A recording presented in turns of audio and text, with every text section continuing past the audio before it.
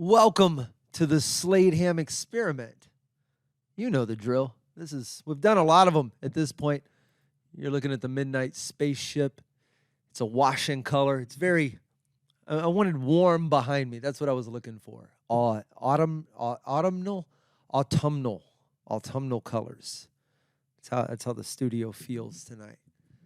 Oranges and reds if you're just listening on Spotify. It's a good place to catch this. I do all my listening on Spotify. Video podcasts require me to sit in front of a screen. I've been trying to do a lot less of that. This episode, if it doesn't beep the whole time, my charger, my laptop, everything's falling apart. Even my car. I had to go to Discount Tire today and get another tire. I just bought tires in I think December. I shouldn't be getting a tire. It has been such a spectacular day. If you caught me, I was on Houston Life here, a good midday talk show in the city of Houston. Derek and Tessa both, chef's kiss, fantastic. Just a really professional group of people. I am going to do, I had a question come through.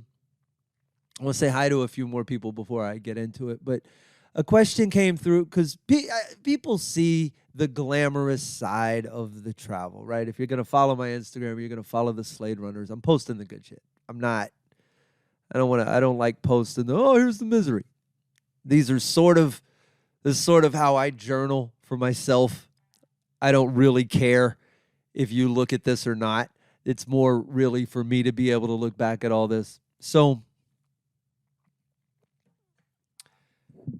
the question is, what are the bad moments? What are the things?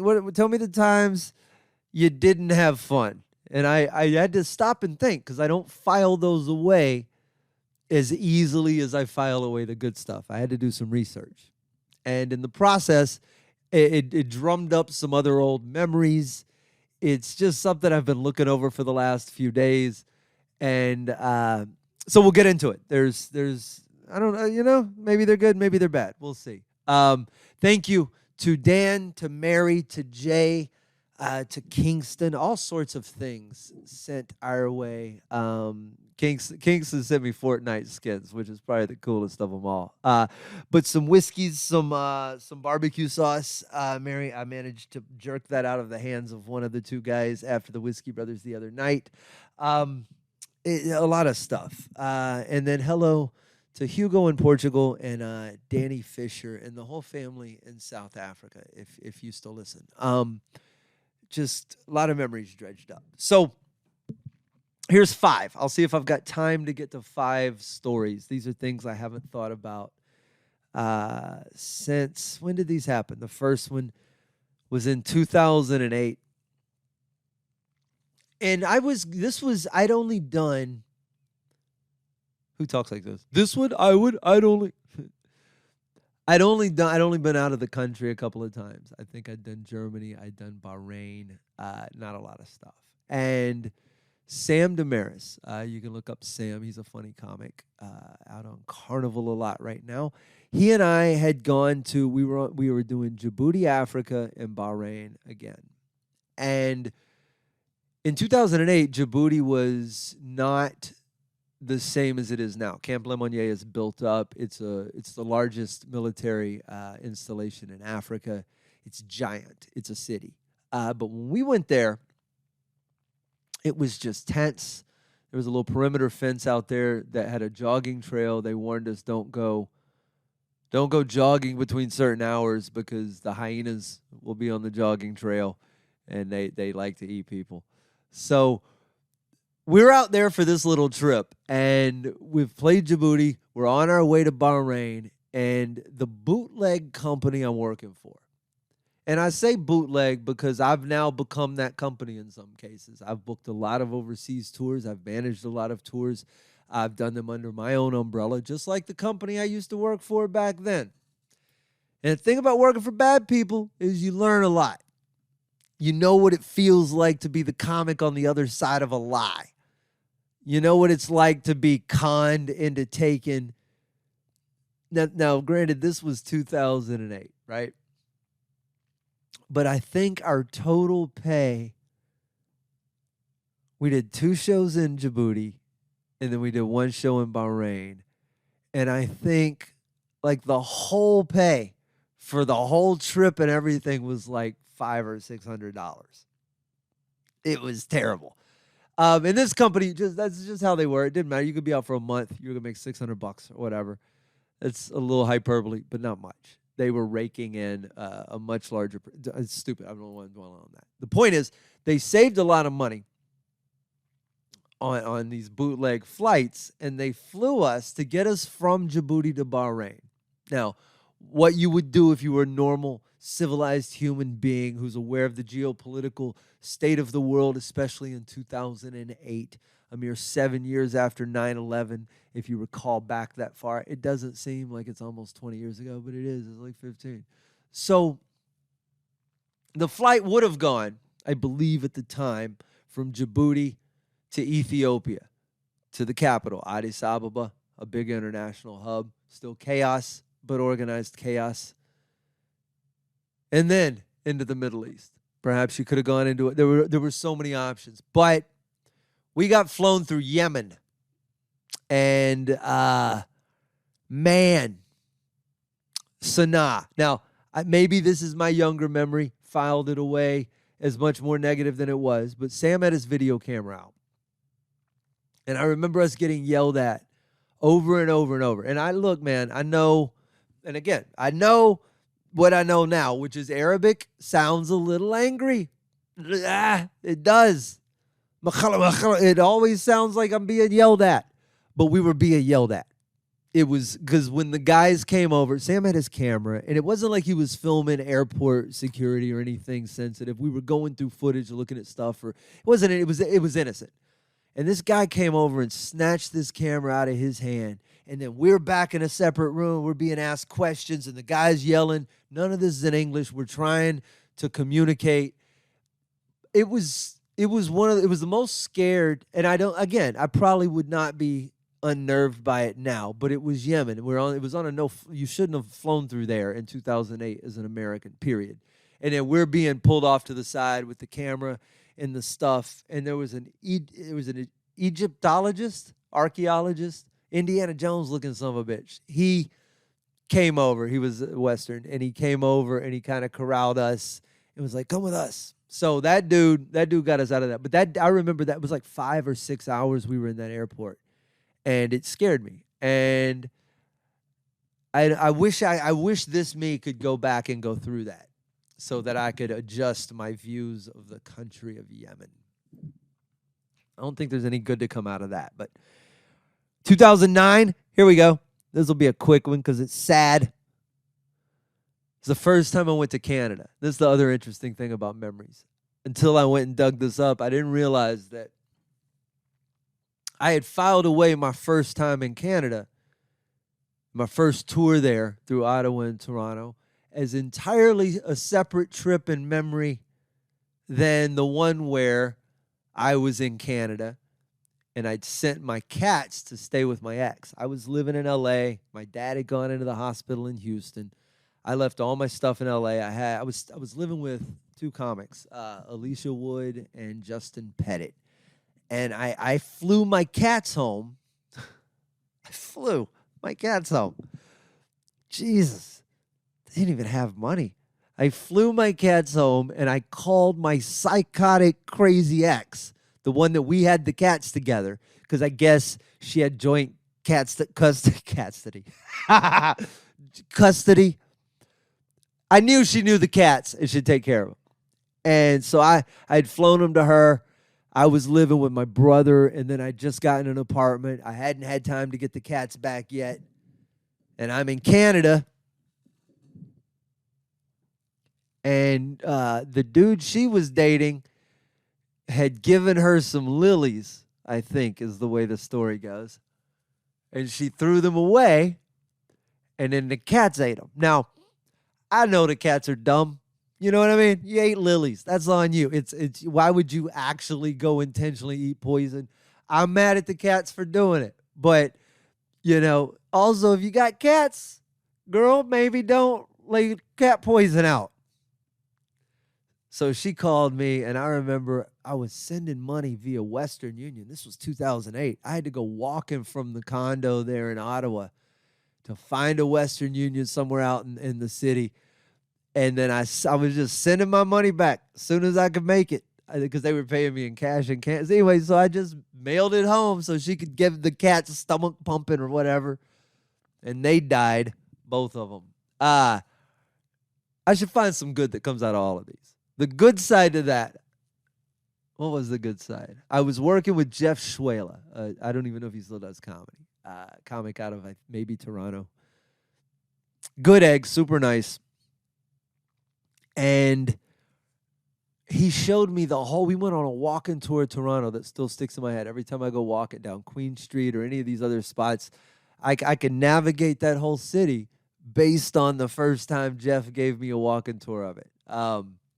And it's since turned, I have so many memories of Toronto that will actually, some of this come back up. I also remember freaking out too. I'd quit smoking cigarettes in 2008.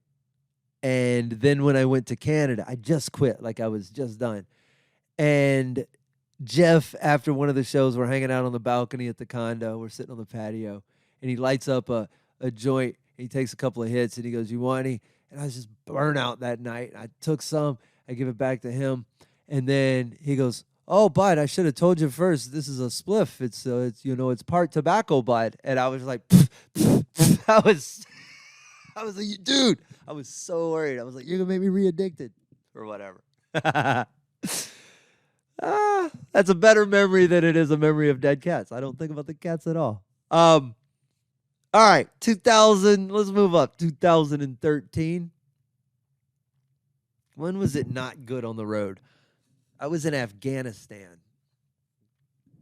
And the thing about those trips, they're adventures, right? We want to spend 3 weeks. This was in the RNC North mountains on the northern part, I believe.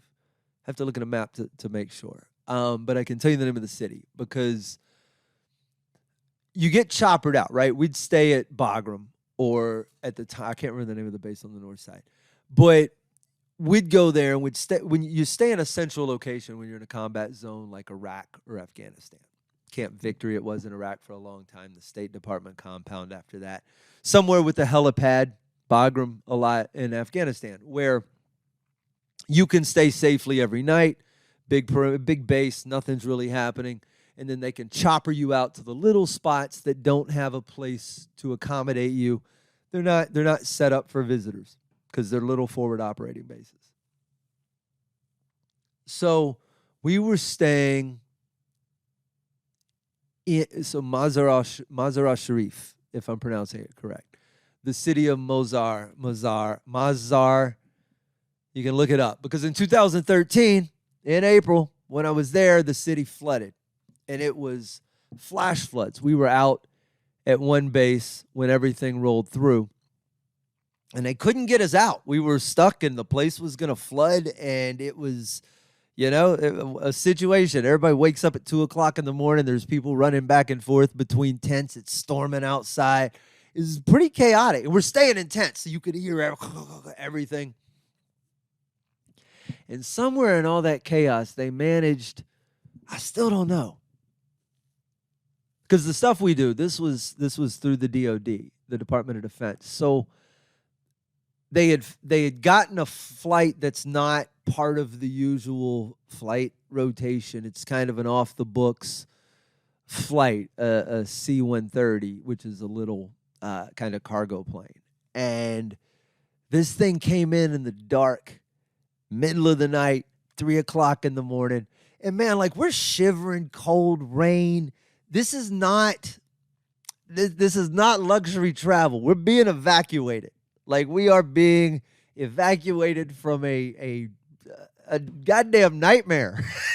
And we grab all our stuff and we make it through the rain and we get on the plane and this thing, it's glowing red on the inside. I mean, it is straight out of a James Bond or a Call of Duty game it's just every childhood fantasy, except it's there's a lightning storm and this horrible flash flood blowing in to the Afghani mountains and I've got I'm looking at it from a director's standpoint. I can see the plane jostling its way through the mountains in the rain. So I'm definitely over romanticizing the drama of our exit. But I remember it was just us in this plane. There were no seats. It was just an empty cargo plane. This wasn't like, hey, buckle up, everybody. It was like it landed and the back just kind of came down and we just kind of got in it. And then the door closed and we left. They're like, oh, they're in. Let them go. That's how I remember all of that. As terrifying as all get out.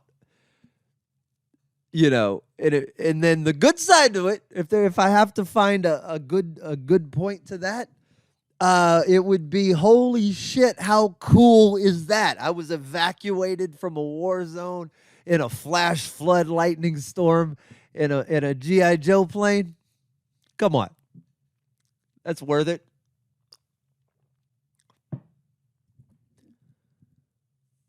What else was bad? There aren't too many bad memories for me because I don't find too many situations bad. 2014, no, 15, it would be. This sounds like a good trip. I had never circumnavigated the globe before.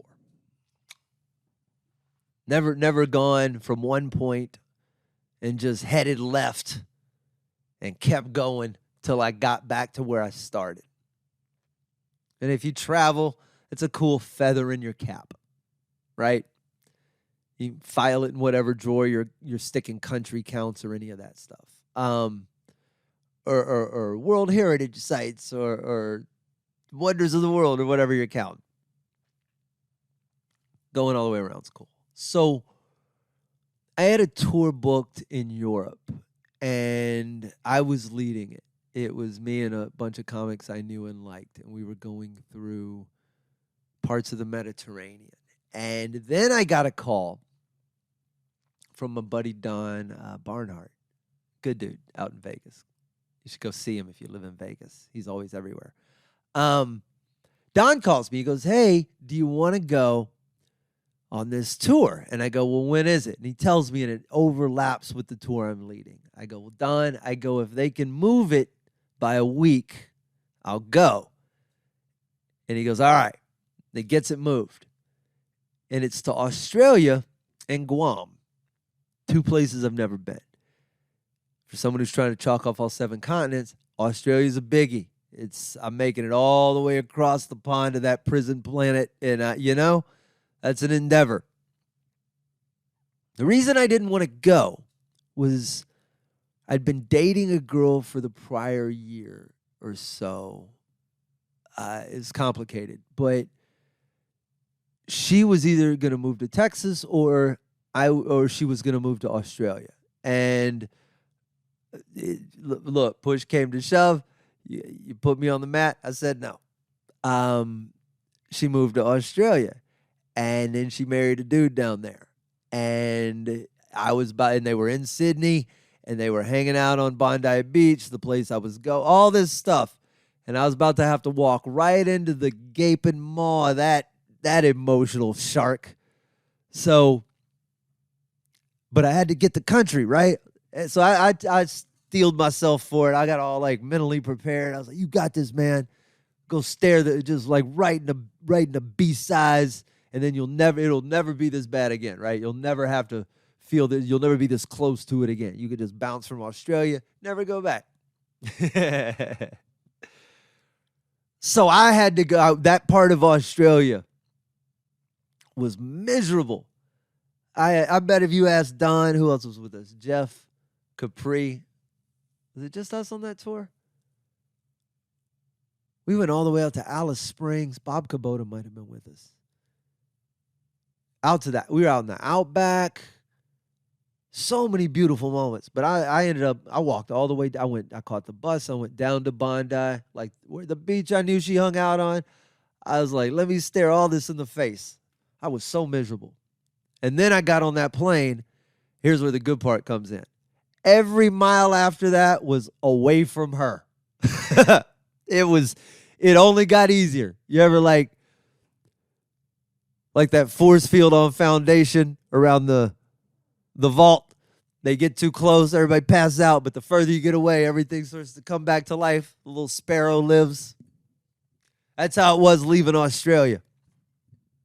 I spent 8 days in Cambodia in between there and Europe.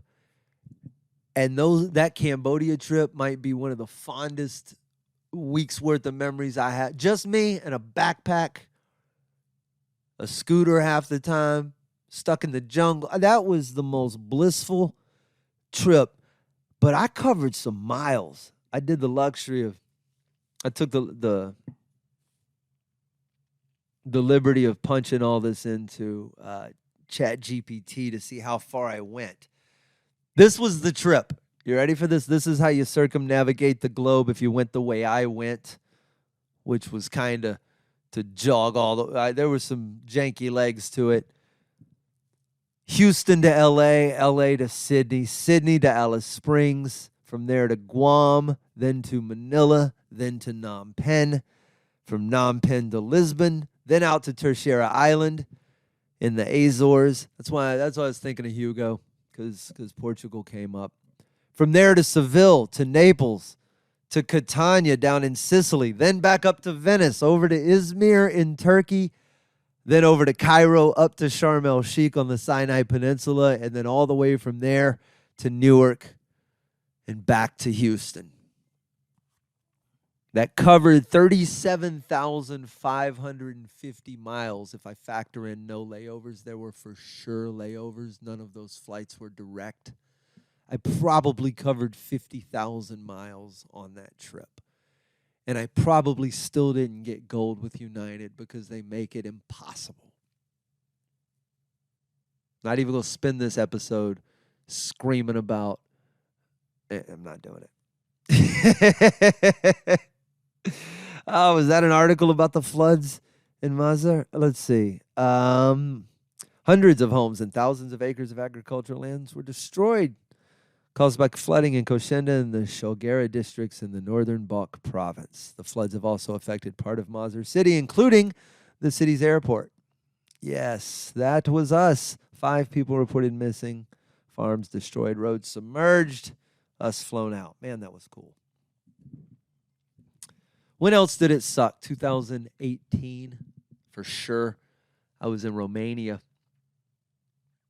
was a really good tour.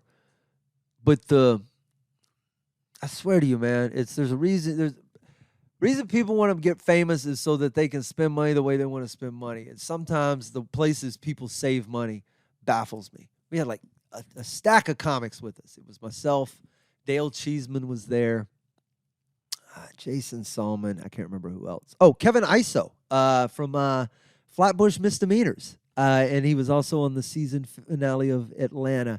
Kevin Iso was with us. And we were in Romania. God, yes, this is a good memory. Except for the part where I did a big version of this on stage. It was Thanksgiving in Romania. So the U.S. military was basically, having chow in the chow hall. That's, it was just another day. Maybe their commanding officer went in and served them the yams or something. It might have been the only difference. So everybody's kind of off. There's really nothing going on. The Canadian military was like, hey, if you guys don't have anything going on, you're welcome to come look at our fighter jets. And we went in, and there was an F-15. F-15? F-14. F-15, I think. And the flight engineer was attractive. It's the truth. She was. She was telling us all about the planes, and she was trying to explain that the inside of this intake had a fin in it, a big metal sharp fin. Separates the air, does something scientific. It's not there for no reason. And then she throws her flashlight back in there. Do you see how far back it goes? We're just all kind of listening. I'm just staring at her. She goes, does anybody want to go get it? And I hear the opportunity to show off to, you know what I mean? It's one of these lights, just like this. Why is that sitting in front of me? This is not a planned prop. And I can see the little light back there, and I crawl up in there. So I'll go get this light faster than anybody's ever gotten this light. And instead of crawling in cleverly and over the hump like I should have, that sharp metal axe blade, I jump in, roll over on my back, and then push. And I spike my head on, just thunk, like I felt it sunk in, like the way you would chop firewood, like thunk. You had to put your foot on it and wiggle it.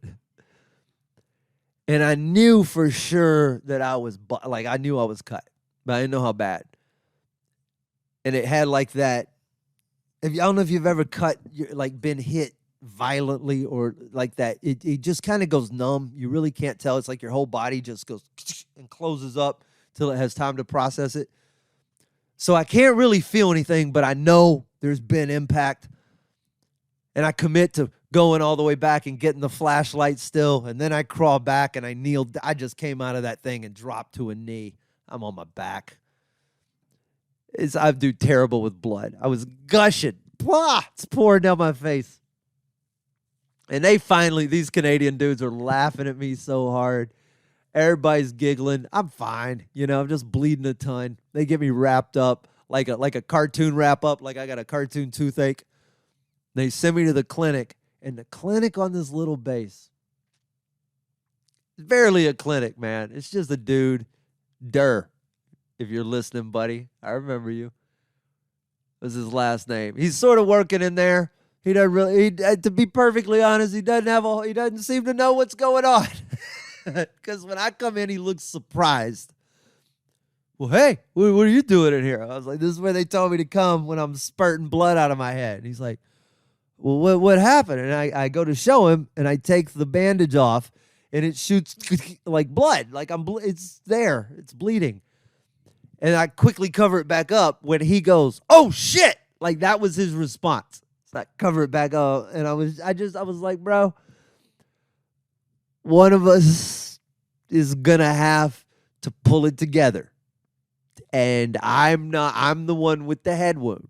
So he lays me down on this table, and he kind of pulls it off, and another dude comes in. And the whole experience was, ultimately, he stitched it up, but he gave me the option. It was so metal. He was like, look, man, I got to stitch you up. He goes, it's going to be 4 needles to deaden it. He goes, it's going to be 4 stitches to stitch it. He goes, I got to hit you with 4 needles. He goes, you might as well just get it done. And it was all numb still. I don't know what he did. There was a bunch of pushing and pulling, and then it was all stitched up. Was there a good part to this? Yes. The next day, my head hurt so drastically. It was so dramatic. I felt like I was being shot constantly right in the skull.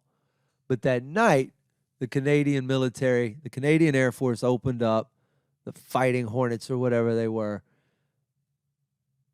the Alouettes, I think. They opened up their Canadian bar. It's different from the little beer-only drink counter in the library that the Americans get to use. And we sat down, and we had drinks with those guys, and we watched movies and played games and hung out in a Canadian igloo tent with a bar. And it just, And some of them they've come to see me stateside in Canada. So good memories at the end of the day. I had to go dig for the bad. I'm sure there's miserable minutia that I've just forgotten, and I'm only grabbing the big stuff. But for the most part, the whole world has been a blissful experience. Get out there. See some of it yourself. I'm out of time. My special tapes, August 19th, Midtown Arts and Theater Center here in Houston. Tickets still available. We added a second show. It's going to be fun. I hope to see you there, although I'm going to be a little busy doing the show and stuff. Bring a friend to talk to, because I love you guys. I'll see you all on another episode of the Slade Ham Experiment soon.